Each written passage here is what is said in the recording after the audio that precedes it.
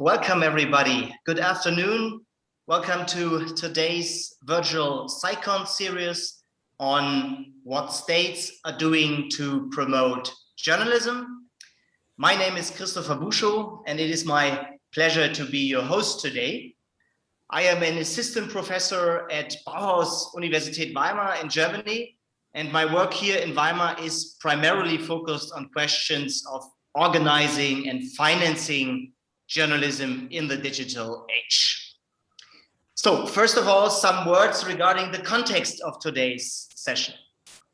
The virtual SciCon series is part of the conference Science Journalism in the Digital Age, which is organized by Wissenschaftspressekonferenz, that is the Association of German Science Journalists, and Akatech, which is the German National Academy of Science and Engineering.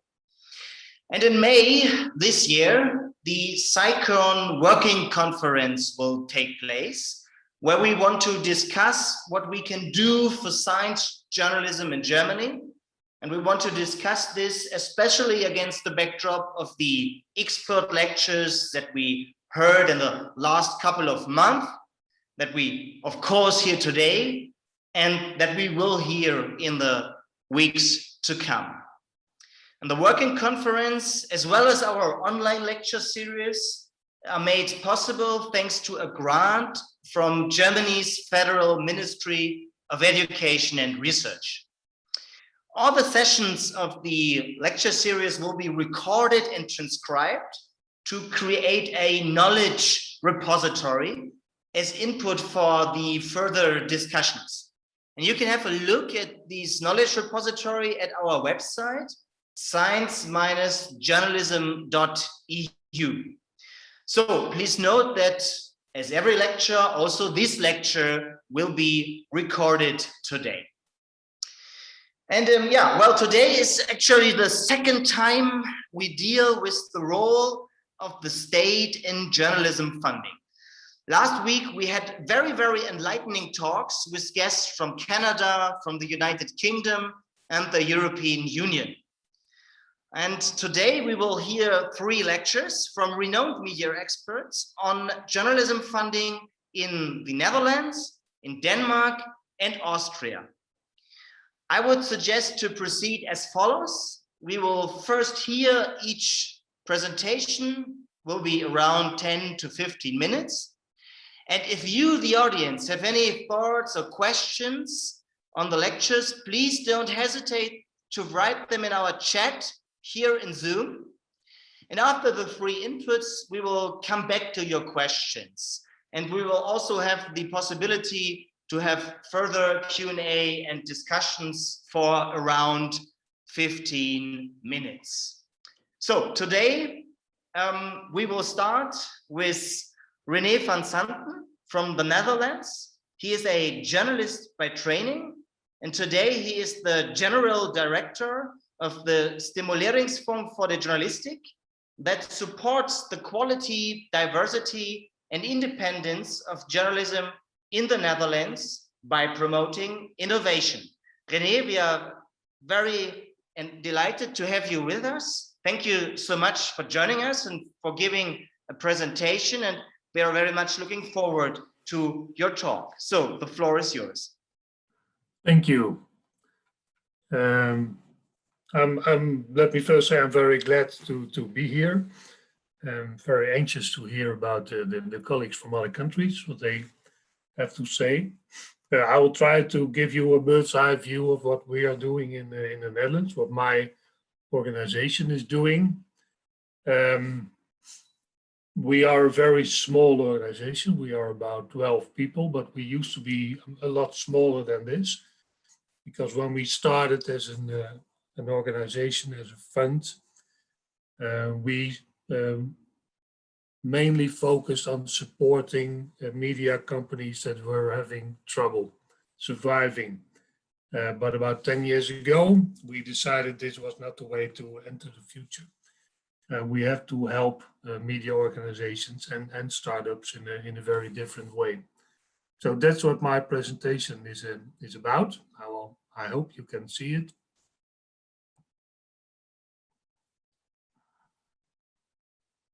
I'm afraid we cannot see it yet. No, but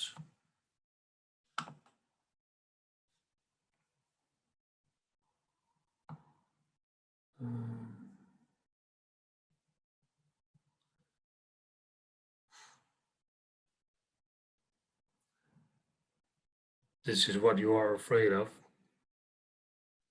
I'm used to work in teams. It's a bit different. You don't see it now? No, but you Not might yet. just want to proceed with the presentation. We can share the slides afterwards with the Okay, participants. that's good. Great. No problem. I think there are very different ways in which a government can support media. And the way we chose in the Netherlands is to do it modest but targeted in contrast to some other countries where media support is very unfocused but very generous. And so we have a very small amount of money we work with. We used to work with about 2.5 million euros a year. And what we did was we had a program for innovation. We did some research and we had a program for sharing knowledge. We tried to be sort of knowledge hub about media.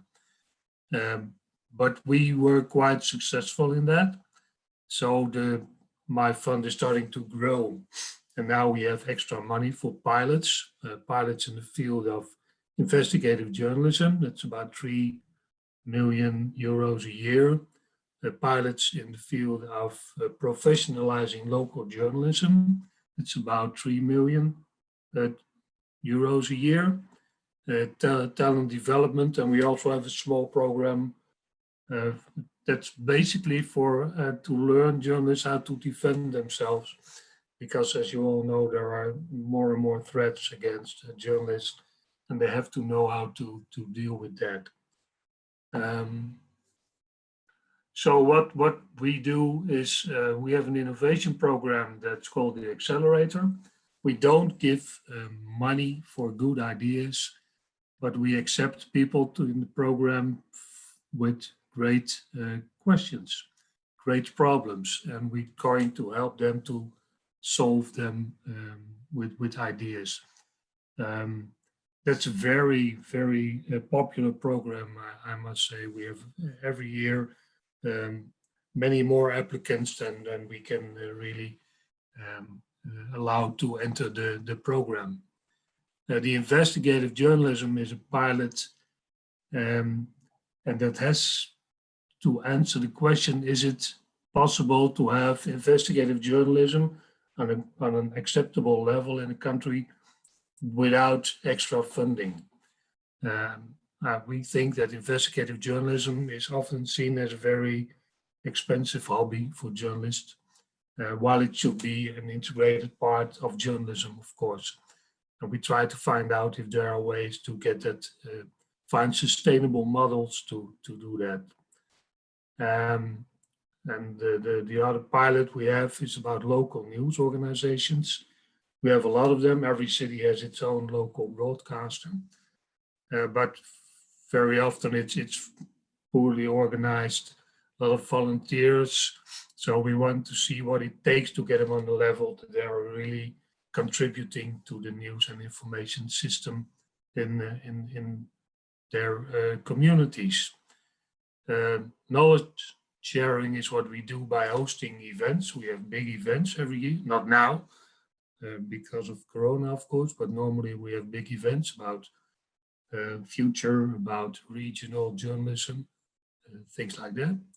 And we do a lot of research. We have done a lot of research in the field of trying to describe the news ecosystem in the country, and locally and in the big cities.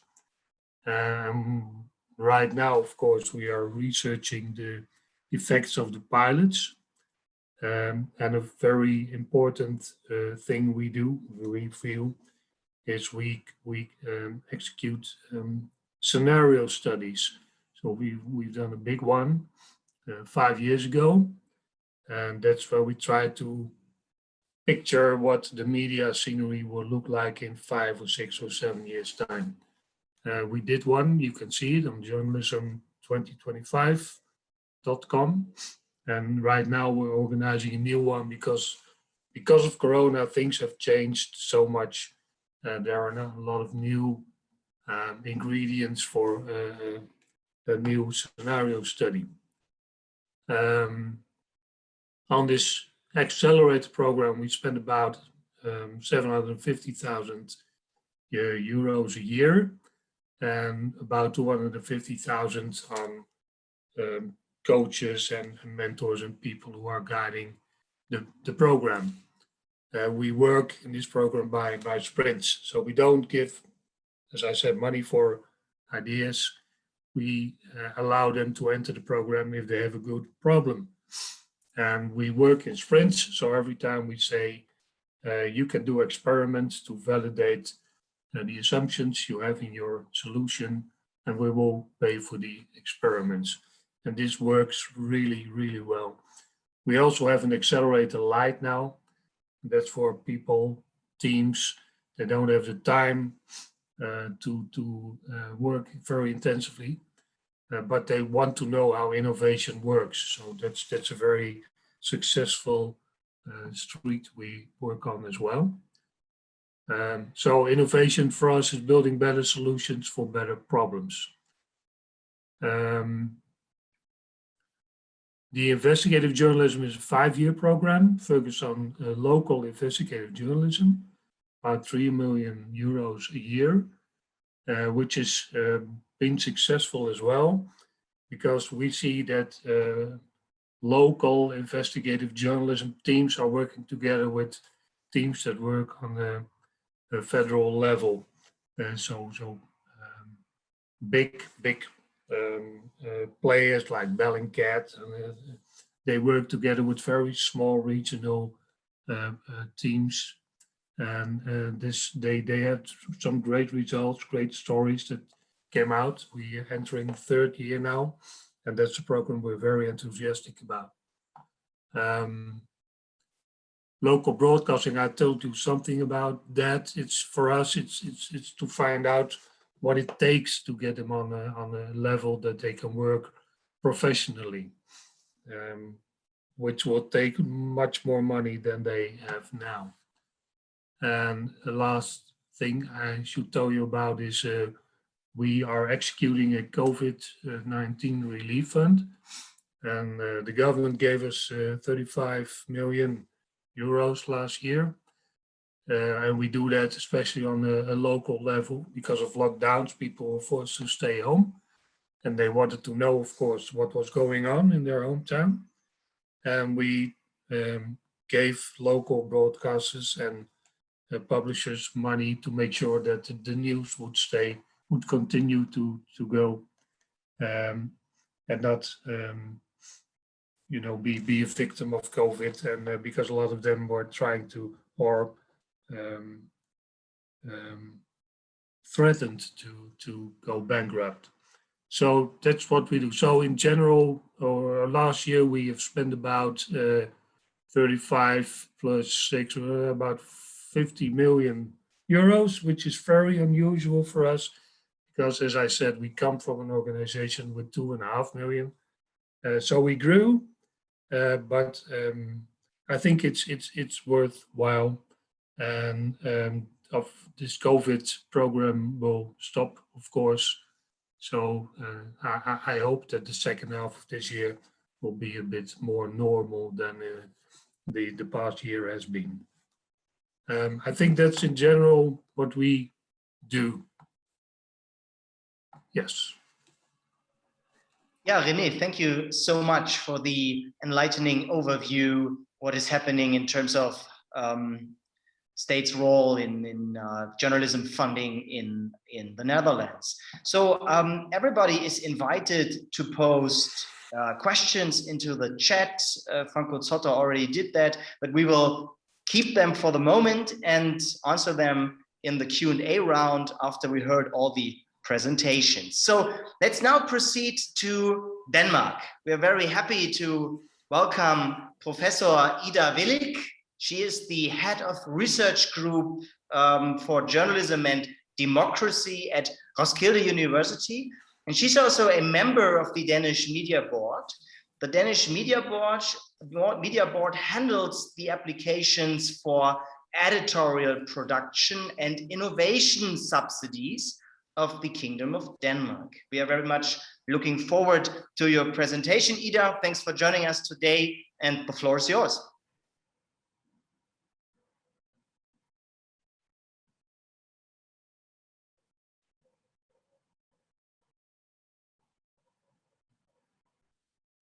Cannot hear you yet, Ida. I don't know if you're still muted. No, am I muted now? No, it's perfect. That's good. And you can see my slides? Yes. Great. Well, thank you for this invitation and for the opportunity to discuss media funding with you. I think it's an extremely important question, which has been even more important during the past year of COVID, where we've seen media sort of struggle with their business models as well. So I'm looking forward to hearing your questions and to hearing from the other countries as well. Denmark is, or I'll start with the conclusions. It's a good journalistic virtue. Denmark has what we call a dual media system. We have a very strong public service sector, a strong broadcaster, which is primarily funded or almost only funded by public funding. And we have a private sector with privately owned media, which is also funded partially by public media subsidies. And this will be the focus of what I have to say today. I'll also tell you a little bit about an extraordinary pool for compensation for lost advertising revenue that the government introduced last year and which will go on into 2021. And maybe also tell you a little about the context, because where the media settlement and the media agreement are being renegotiated at the moment. So I'll give you a status quo, but things are also sort of in flux in Denmark at the moment. I won't go into this, but I bet that most of you know this typology, and Denmark is very much a typical democratic corporatist media system. As I said, we call ourselves a dual media system because we have two strong sectors. Radio and television is dominated by the public service broadcaster and is regulated by the public service board.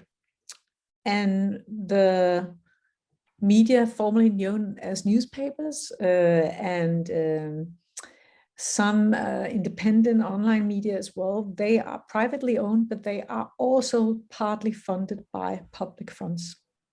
And this is the written press, the printed online press. And they are regulated by the media board, of which I'm a member. I'll just tell you briefly, or this is just to illustrate what the board is, that we are appointed by the Minister of Cultural Affairs, and we are appointed for our expertise, but there's also a member of the Danish Journalism Association and Danish Publishers Association. And if you look at the Public Service Board, it'll be sort of the same principles for appointing board members. Danish media policy, traditionally based on political consensus. We focus on diversity and pluralism. This has been in the laws from the Second World War and onwards. Diversity and pluralism, and also journalistic independence. So a very important principle in Danish media law is the arm's length principle, which is the idea that media owners should not interfere with editorial staff at all. There's an arm's length between ownership and journalistic and editorial work. The third characteristic of Danish media policy is that the media industry is included in all of the sort of democratic policy processes. You can also see that there's an appointed member of the Newspaper Association in the newspaper board. But right now, when when the media agreements are being renegotiated, this also involves the stakeholders and the big organizations. Fourthly, there's a strong political history of wanting to do what we often call market correction. We're a very small country. We have 5.8 population, and we're a very small language market. Nobody else wants to read or listen to Danish journalism anywhere else but in Denmark. So we often talk about public media support as a kind of a market correction, which makes us have the quality that we should have, or the diversity of media that we should have, and we wouldn't have if it was only regulated by sheer market forces. And we traditionally work with 4-year media agreements, and that goes for the public service sector as well as the written online media. Sorry, whoops. There we go.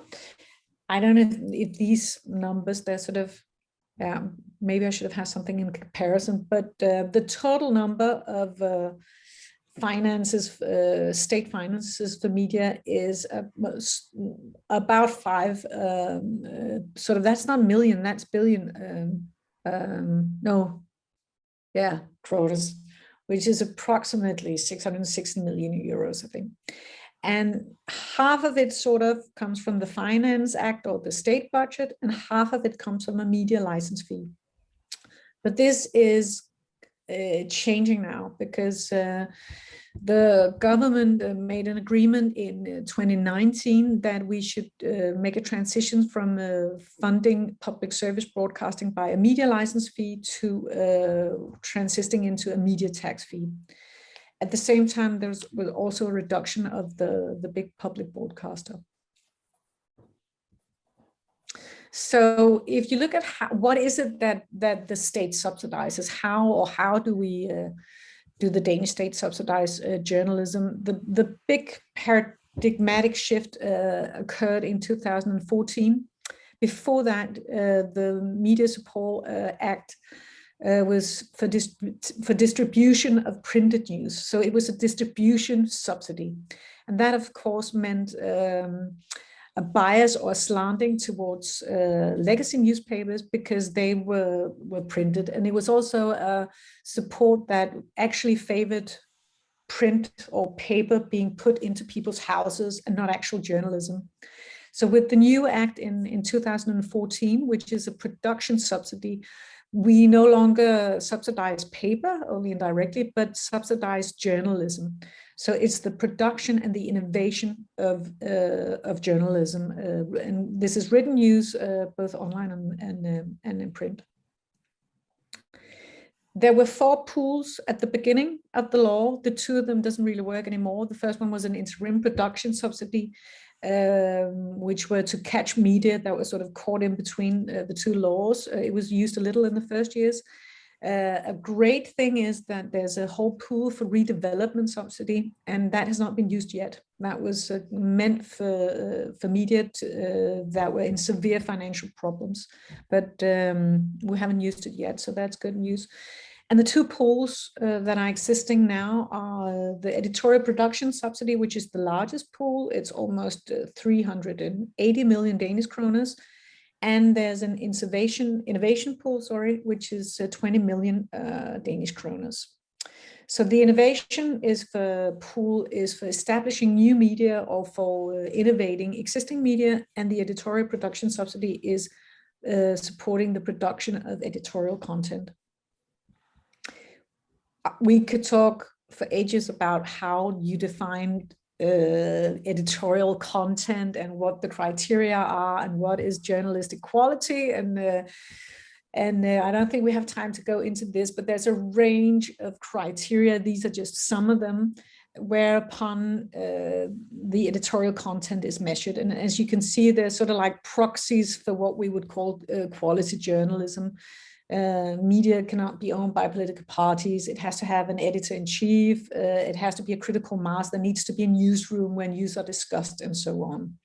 But there's a lot of other criteria in the law material. A little more numbers here. It's around 400 million Danish kroners, the subsidy for the written news media. Most of it goes for editorial production support, as you can see, a little for innovation support. And recently, just in 2020, in summer 2020, the government initiated a pool for compensating for lost advertising revenue in relation to the COVID-19. And this is an extraordinary pool. It's, I think it's 240 million in total, and 148 was granted last year. This is just some, I know this is difficult to read in a short time, and maybe you can just look at the list of states on the left to say that compared to other Nordic countries, Denmark, at least when compared to them, we are sort of very generous, or the Danish state is very generous in media funding.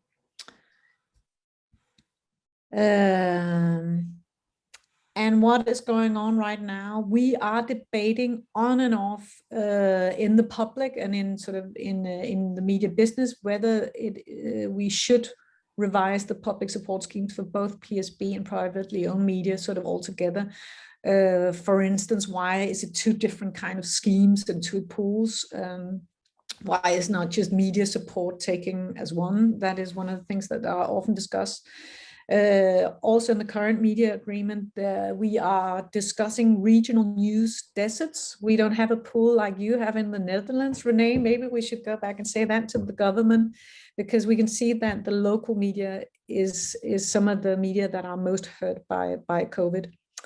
We also discussed the public service cutbacks, because people are using public service broadcasting even more now during the COVID. And we are discussing taxation on tech giants, as we are all over Europe, but how to get some of the money back into the national treasure boxes. And other issues that sort of go back and forth is whether our broadcaster is very strong online in written use. Is that something that should go on? No, says the newspaper associations. We also discussed the role of boards.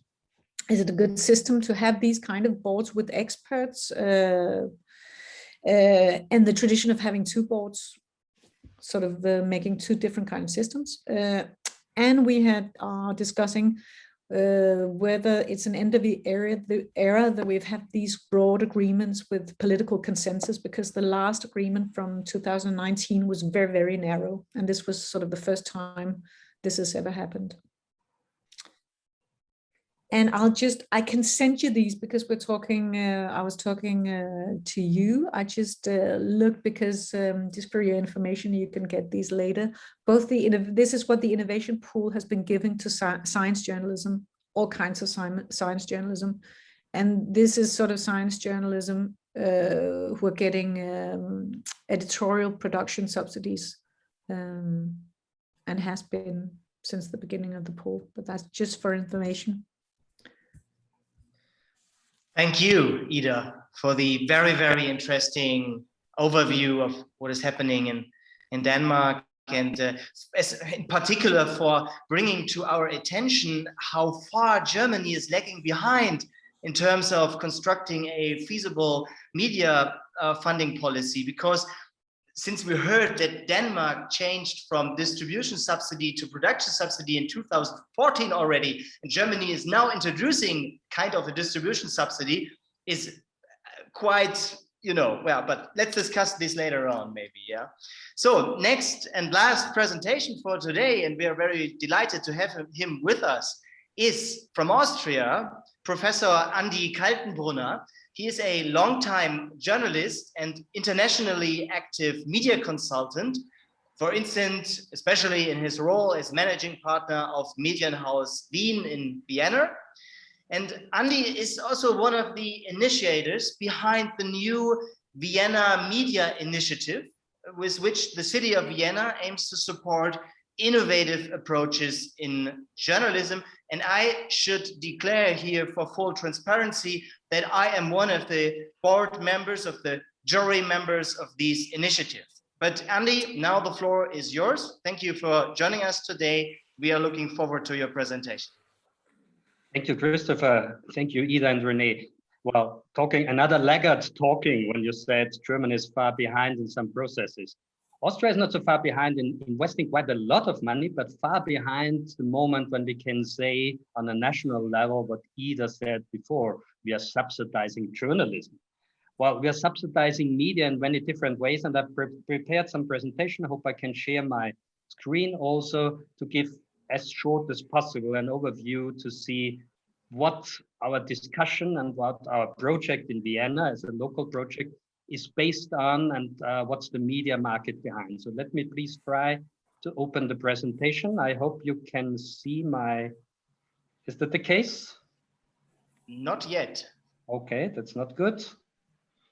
That's not good. It should be. Before it worked quite well. Let me try again.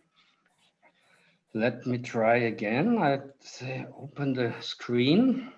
Wow, yeah, pity if not.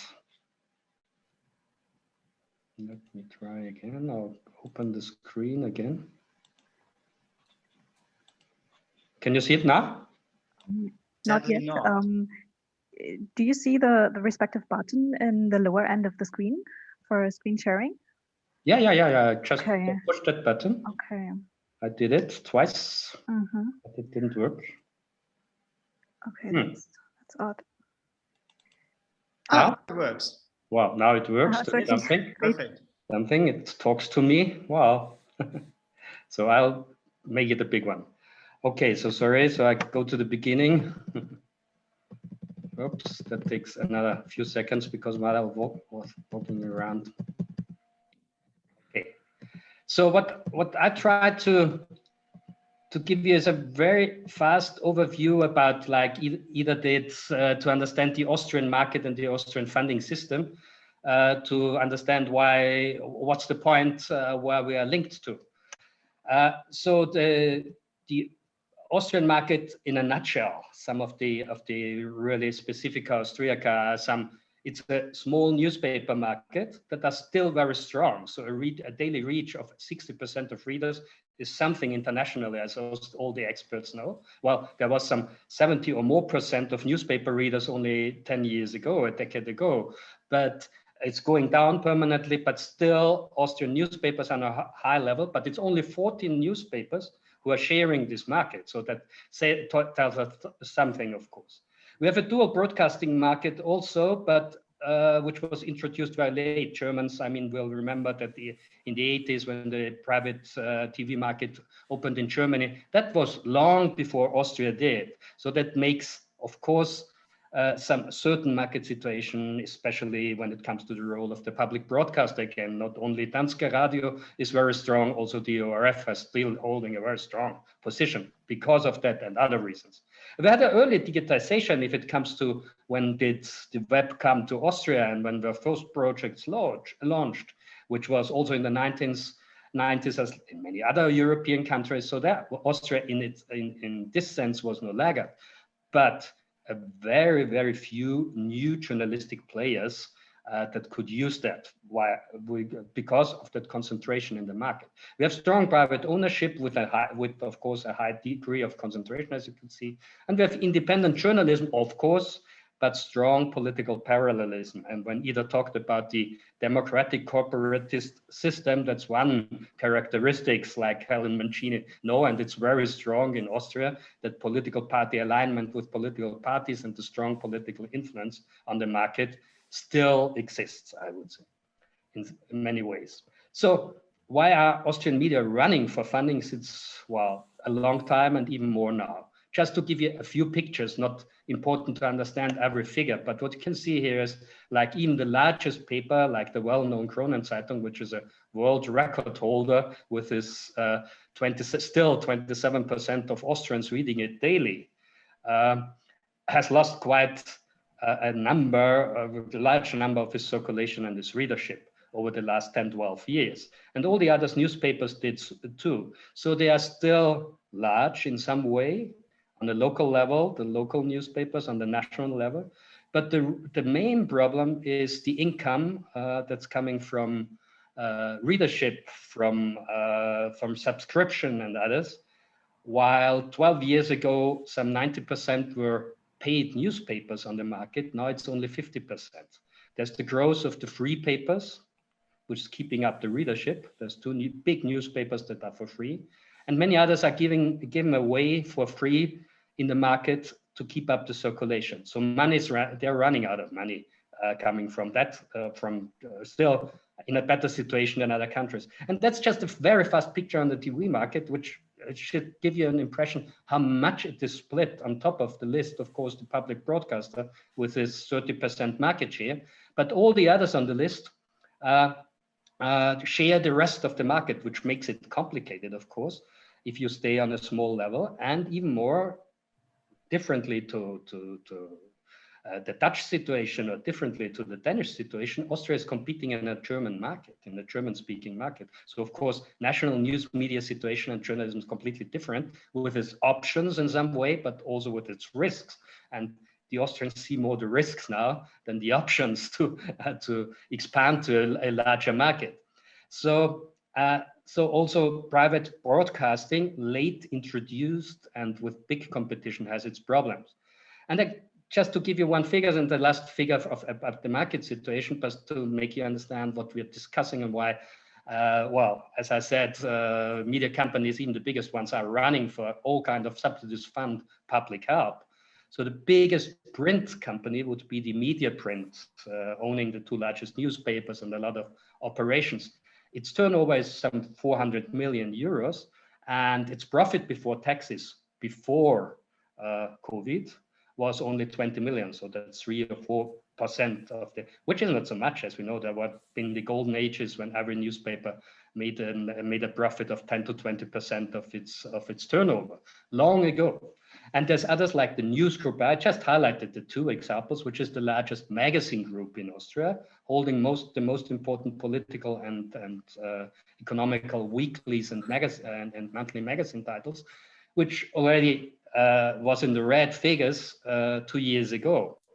So that's why money is needed. And well, if you talk about journalism, coming from our own research, we did rapid counting for 2 years in all the media companies, and we did it 16 years ago, the last time before.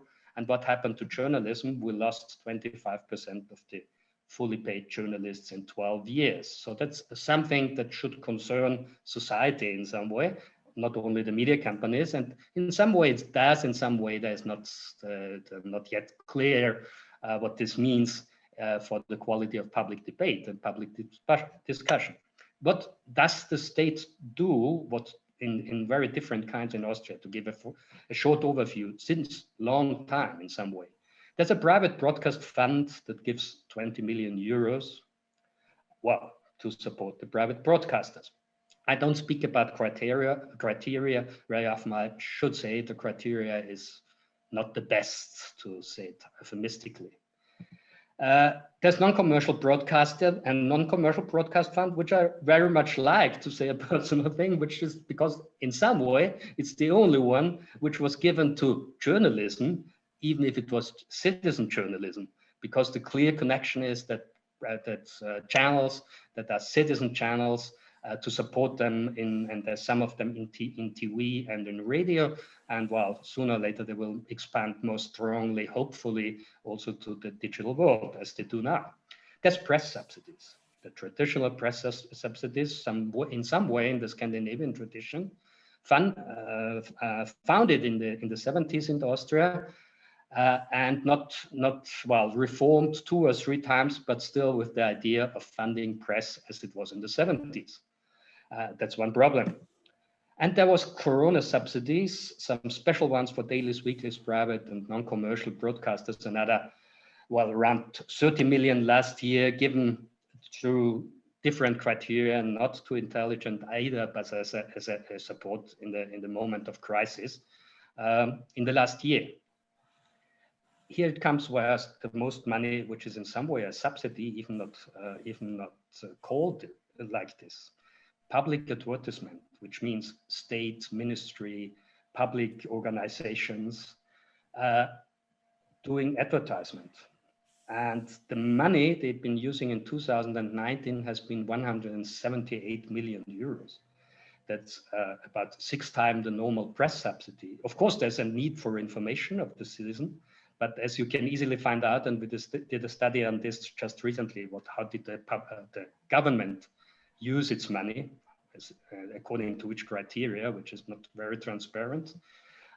Well, we could also see that internationally, that's much more money per capita than in every other Western European democracy. So the Austrians invest much more money to inform their citizens, whatever is the reason for them. And actually, that's where the market is regulated in a very non-transparent way, which is a problem. Those advertising activities in 2020 went on even stronger, well, because of Corona information and of course of the need of media to have more money in that crisis situation.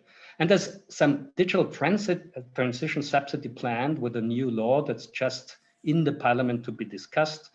And the Austrian government announced that only the government itself, ministry and the chancellery, will use 180 million euros throughout the next 4 years for its information campaigns, which is double as it was until now, which makes it also an interesting point to be discussed politically, what that means.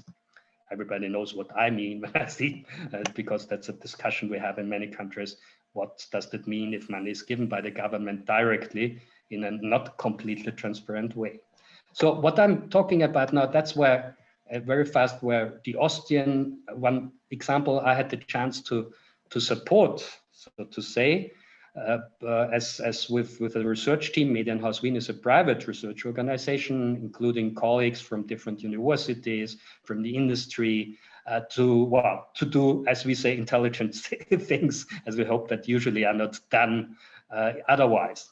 And the city of Vienna asked me 2 years ago in 2019, so you're permanently complaining that journalism is not funded. We want to do that in Austria. What happened? The city, in a nutshell, again said, well, okay, if you do a clever plan together with our colleagues here in the city, then we'll finance, which they did, with a budget finally of 2.5 million annually, journalism initiatives, journalism innovation, as you say, that this is necessary. So it started only the last year, so it's only 1 year of experience. And let me show you how they promote it, and that gives also an overview of what happened in that year and and then finally maybe some outlook, what are the learnings of only 1 year with that program. So that's how they promoted themselves. The carrier is the so-called Wirtschaftsagentur, which is the business agency of the city of Vienna, almost 100% city-owned, but that's the organization which gives money to all kinds of initiatives, of business initiatives, of private industries, of private commerce, and in this case, that's the organizational carrier also. And it started 2 funding programs. Then, according to, I would say, our plan, we developed in only a few months. And we had a closer look into many of your projects also, who does what and what's the learning and what we can read out of it. Which is 7.5 million budget for the next 3 years. That was the decision of the Vienna government, the Vienna parliament, so to say, funded by the city. And the one major decision was this money is given or will be decided, but the budgets will be decided and the project will be decided by an independent jury of experts. So that's what's one key point we had in mind, in especially situation, as I told you, where politics is very often behind all kind of funding, and there's big skepticism also in the media organizations, whatever money is meant for when politics is behind that. So the bigger one system is the so-called Medienprojekt in German, the media project, which is, for example, for legacy media companies, for newly funded media companies, which in 100,000 euro funding for new ideas, for innovative ideas, for further development of their digitalization processes where journalism is involved mainly. And there's some extra points. I mentioned one, which is also kind of a regulation like a women's bonus, which means if the project is directed by a woman, by a female member of the team, there's an extra bonus. So there's some of these quality points we introduced in the system. And the point is, what's the system looking for? According to the explanation is mine, it's usually in German, but it's their look and feel, how the Wirtschaftsagentur is promoting it or informing in short. So new ideas, journalism quality. There's one limitation. The operation has to be based in Vienna. It's local. It's can be coming from media companies according to Austrian media laws. So there's a definition for that. So there's also a limitation. It can be companies that are under construction, but with a clear construction process to help the entrepreneurial projects. And and one other limitation, and we'll come back to that, is with a sustainable business model. So the business model is something that is to be discussed in that track of the support, and that track of the subsidies. And to make clear what's not, some examples, what's not supported, if there's only a pure technical solution, somebody coming, I need my new CMS being funded by, so I'm sorry, no. It's not for corporate publishing, it's not for association and member newspapers, which are not independent, it's not for PR, agency journalism, all that kind of non-autonomous journalism. That's something very often also for the jury to decide, because there's always gray lines, different decisions to make. And there's another one, which I can always say I was very proud of to get it into the system, which is not so much about money, but it's called Medienstart. It gives 10,000 euros max. So usually it's the 10,000 euros to good ideas of individual journalists and small media companies. The limitation is max 10 members, 10 employees.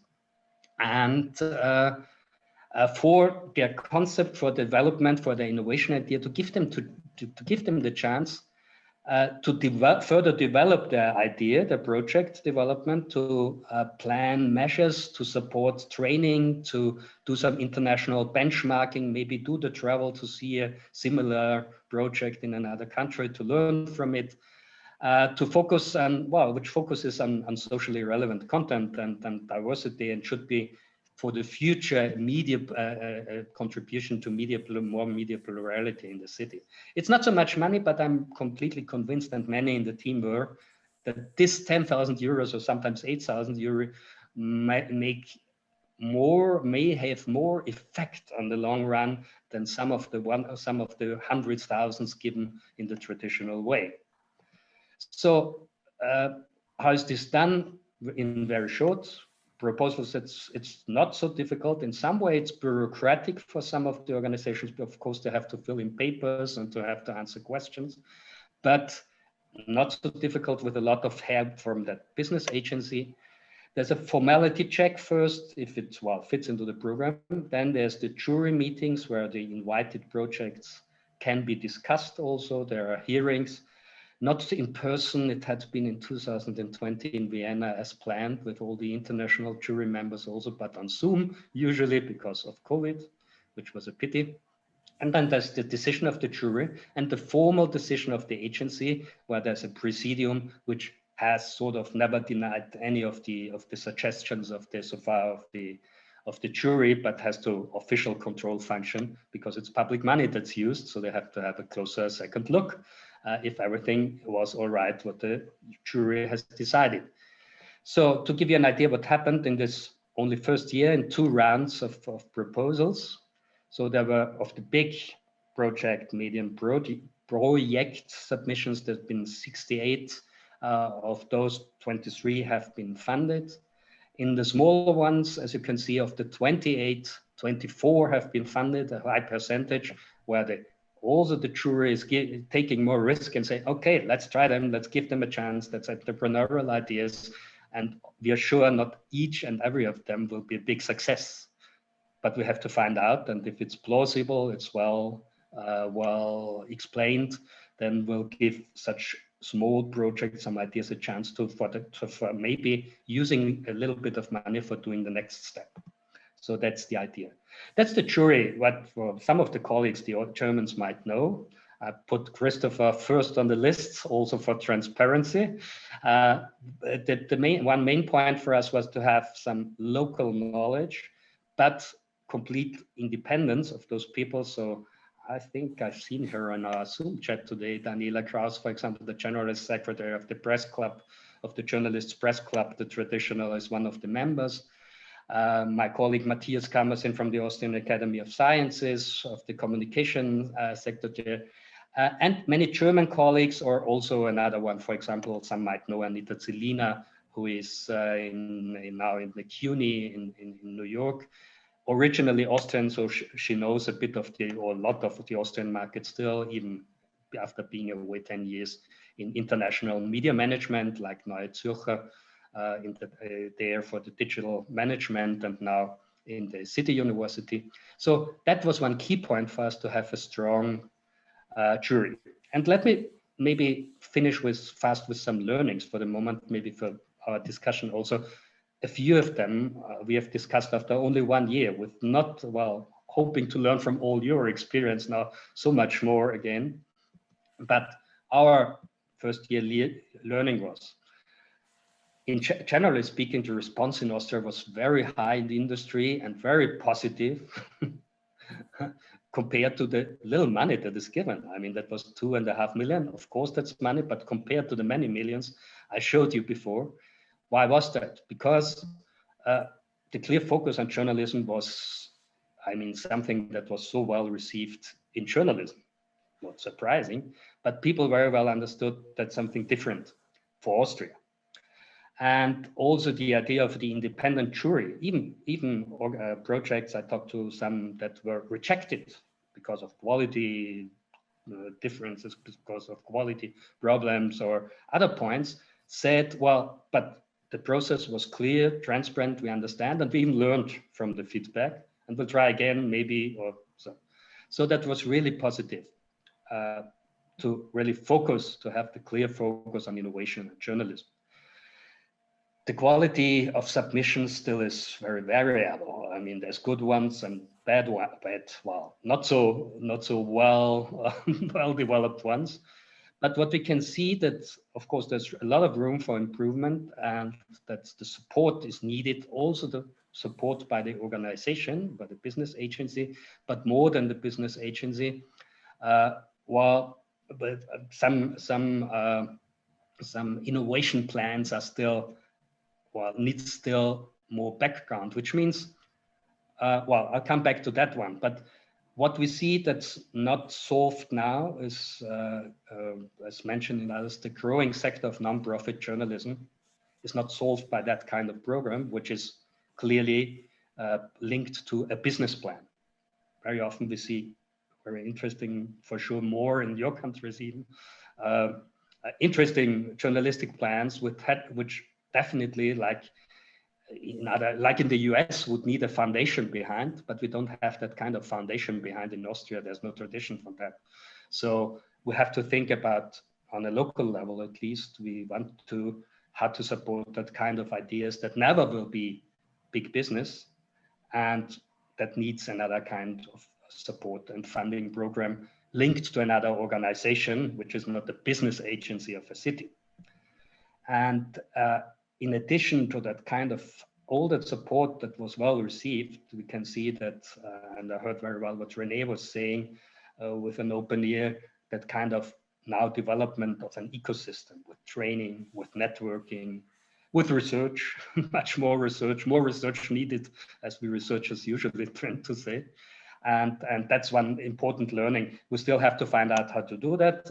Our role in that, or my role in that also as a person, is rather the advisory role. We're not the city, we're not permanently linked to this, but our suggestion now was from the very beginning, but now the point has come to discuss also how do we develop an ecosystem that supports journalism and innovation and brings together the people who are interested in that. So that was a fast overview about the Austrian situation. Alina, maybe you switch off my thing. Well, thank you very much, Andy, for bringing to our attention how the situation in Austria is currently developing and also what Vienna is doing here. So first of all, thanks to all of you. Thanks to Ida, thanks to René, thanks to Andy for being with us. And for now, going into discussion, we already have some questions in the chat, and I'd like to invite the audience to post more questions if you want to ask our lectures. So maybe we can start with a question. I could join one question from Franco Zotta and Anja Nosta. So Franco is interested how the Innovation Fund juries are composed. Andy has already highlighted that for Vienna, but we might go in more detail for Denmark and the Netherlands. So first of all, are there other people besides media experts at your boards? And I would also be interested, are there any conflicts about these boards? I mean, Ida, you already highlighted that there might be some discussions if these boards are really fine and what are problems maybe, yeah? So maybe you can say something regarding this question. And additionally on the question, what are central conditions for providing funding? This was the question of Anja Nosta. If these projects are rather digitally focused or also on print, would be great if Ida and René, if you could highlight that a bit. You have an order to, would you like to answer first? Well, we have different juries, as you may call, for different programs, and we don't use our board for that. So we ask people from mostly universities, experts in the field, to gather around a specific program and help us to decide which programs, which teams should be allowed to enter and which are not. So we have different juries for every program every year. But only media experts, not politicians or any of these actors? No, never politicians. They are always either people who are experienced in the field of journalism or come from universities. Yeah. And are there any discussions in the Netherlands on the topic, if that is a good way to select participants for your programs? No, not really. No, we had one court case around this, but because they wanted to know the names of the people who did it, that's always a sort of privacy thing. So we select people, we ask people to be in the selection board for a year, and there's always a question to publish their names, because they're always, and increasingly so, people who get angry if they don't get funding from a program. So that's but no. René, can I ask another question? But do you have any experts for innovation process, yes, which are not connected with the media system? No, we have a whole team of professors and coaches and mentors and experts, and they are, they guide the people who are entering our program. But as I told you, we have a different program now. We don't give money for good ideas. That that has to do with a little bit of experience, because people tend to be in love with their idea and spend all their money on proving that the idea is really excellent. And we know that there's no such thing as a perfect idea. You have to change your idea every time. So that's why I told you we allow them to enter the program if they have a good problem. And then we ask them, so what's your solution to this problem? For whom are you making this solution? And how can you be sure that those people are going to use your solution? So that's basically how our program works.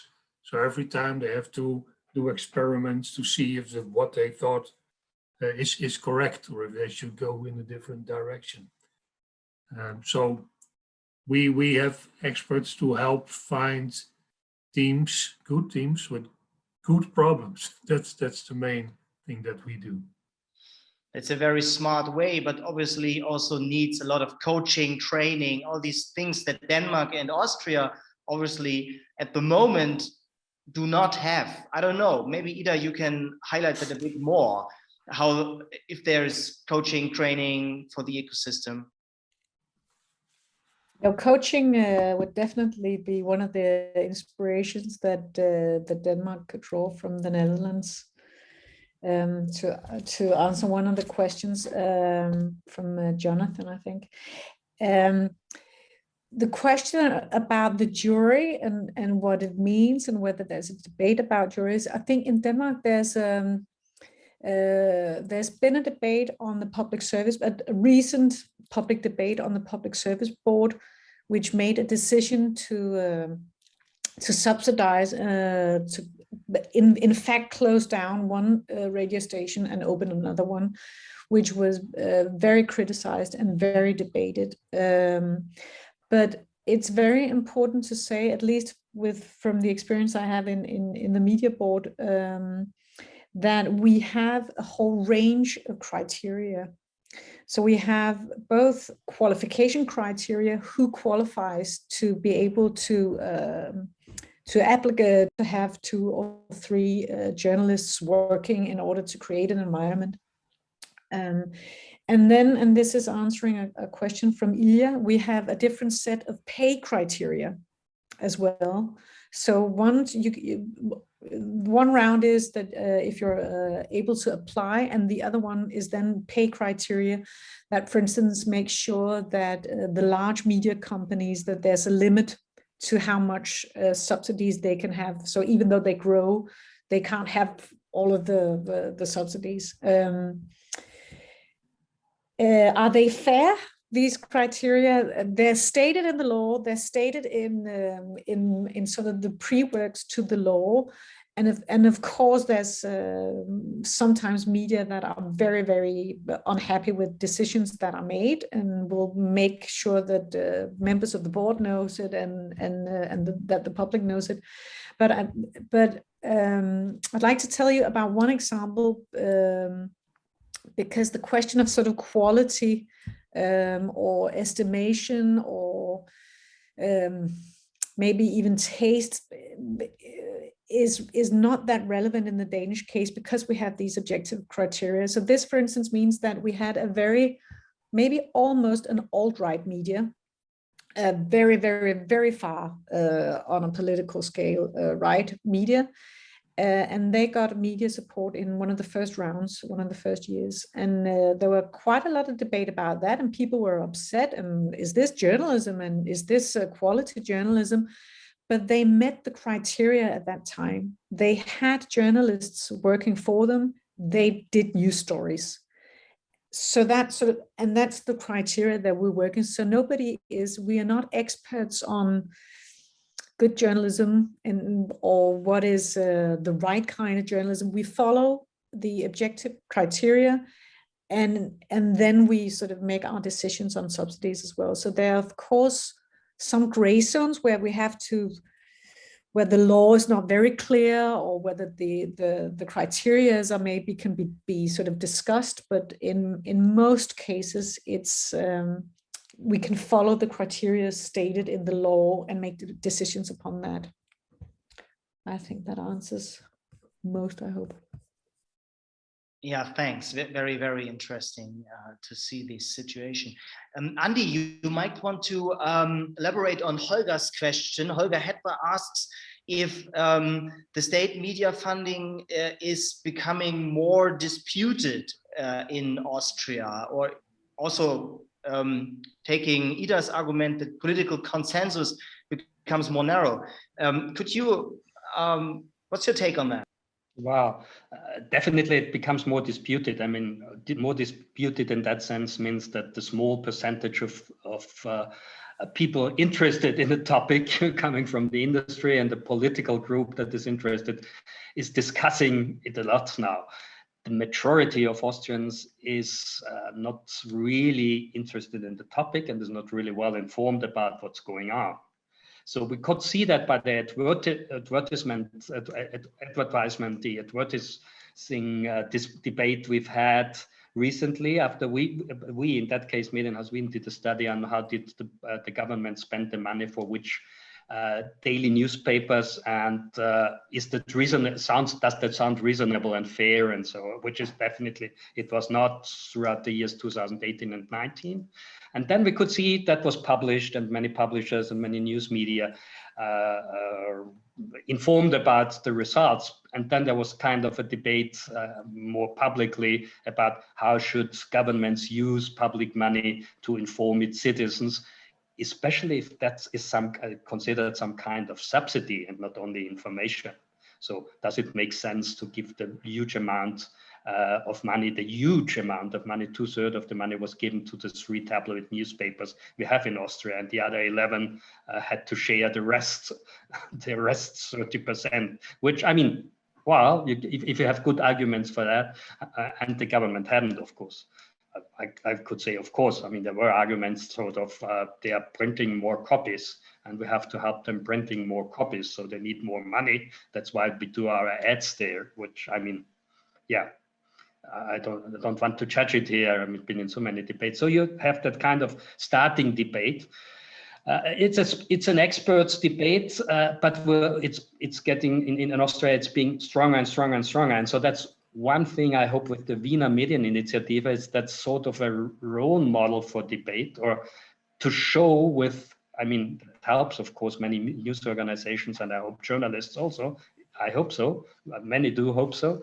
But besides that, to be sort of an example today, also like, see, not only other countries can do that, not only Denmark can think about financing journalism, we can do that. And even if we do it on the local level, maybe we can transfer this debate, this dispute on the national level also with the new laws coming out. Unfortunately, we have not been very successful with the newest one and I've seen. So there's still only too few elements that are orientated towards supporting journalism, independent journalism, but some at least. So the discussion just has started, I would say. I'm afraid we are running a bit out of time, but I'd like to ask René on some of the conditions of the accelerator, because we have a question from Franco Zotter. He's interested, when does the accelerator call an innovation successful? This is his first question. And then like 2 technical questions. How long does the funding go? And what is the maximum amount of funding that the SVDG accelerator can give out to each project? We consider it to be successful if it's still there a year after the program stopped. It's even more successful if the solution they found has been applied by more parties. And the interesting thing is that by doing it the way we do it now, the success rate is close to 100%, where it used to be 50 at the most. So we're very happy with the way things are going now. We still think that there should be a sort of follow-up program for the programs.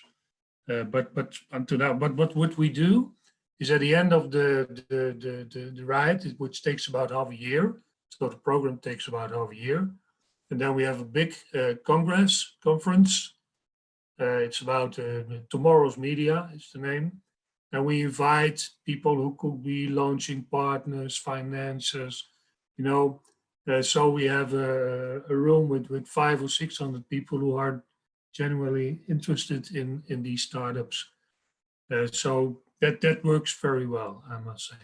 So they make contacts, and that goes very well.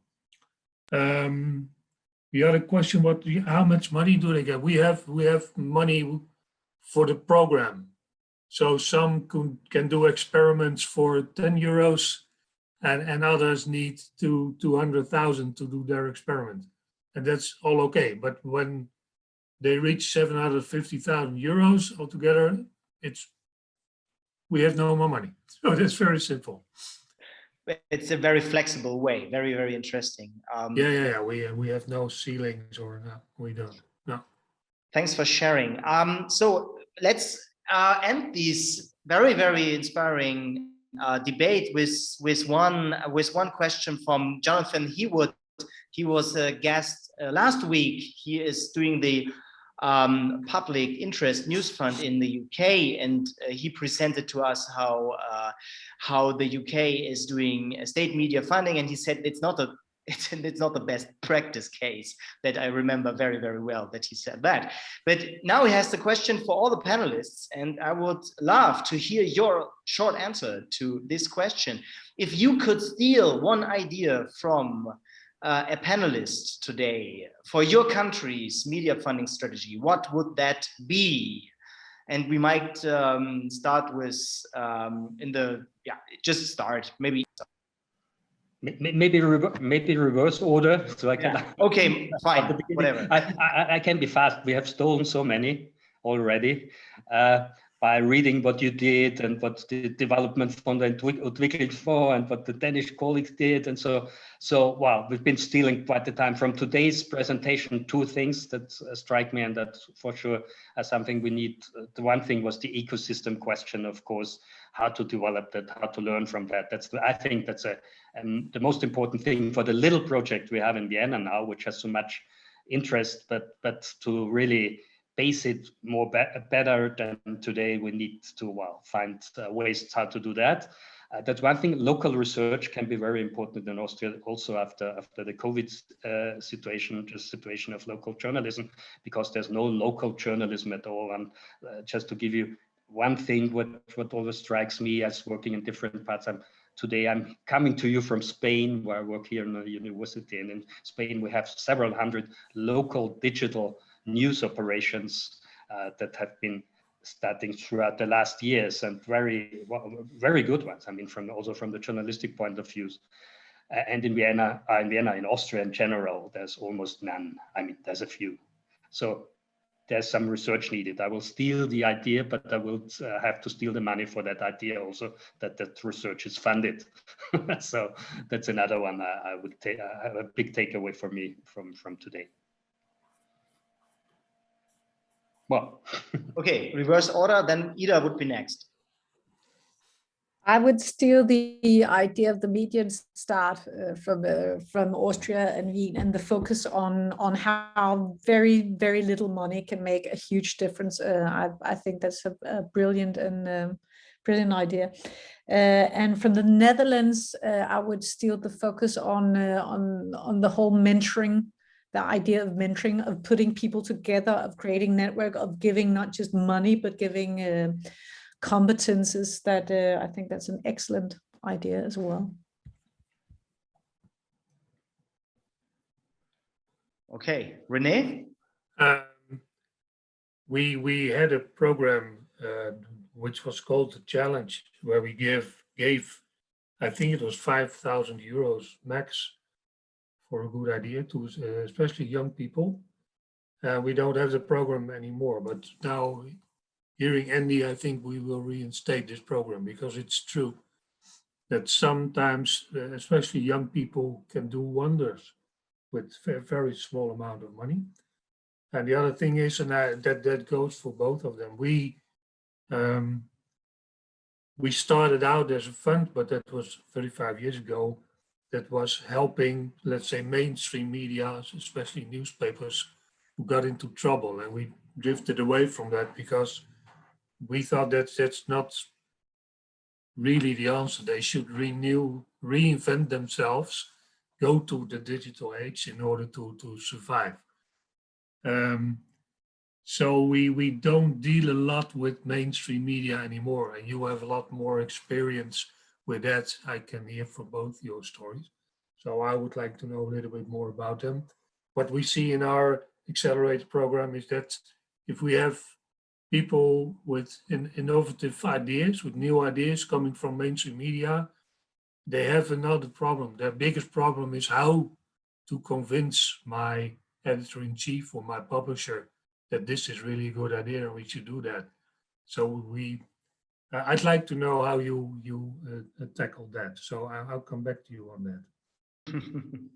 Great. Yeah, I think we could discuss on and on, but actually we ran out of time. So thank you all. Thank you, Ida. Thank you, Andy. Thank you, René, for sharing your learnings with us today. That was very, very enlightening. I think Germany can learn very, very much from our European neighbors. That I have to say. Jonathan asked if we can share the slides with the audience. I think that will be, yes, I see not. Okay, great. So we will make that happen. To end our today's session, I'd like to thank all our audience as well, and I'd like to invite you to the next lecture of the SciCon lecture series. That will be on Wednesday next week, March 24 at 4 p.m. I think, with Anya Schifrin on saving journalism, a vision for the post-COVID world. And if you like to know the next lecture dates and want to take a look at our knowledge repository, you're very much invited to visit our website, science-journalism.eu. There you will find all the information. So thanks again for joining us today, for being part of this. It was a great pleasure for me, and have a nice evening. Goodbye. Goodbye. Thank you.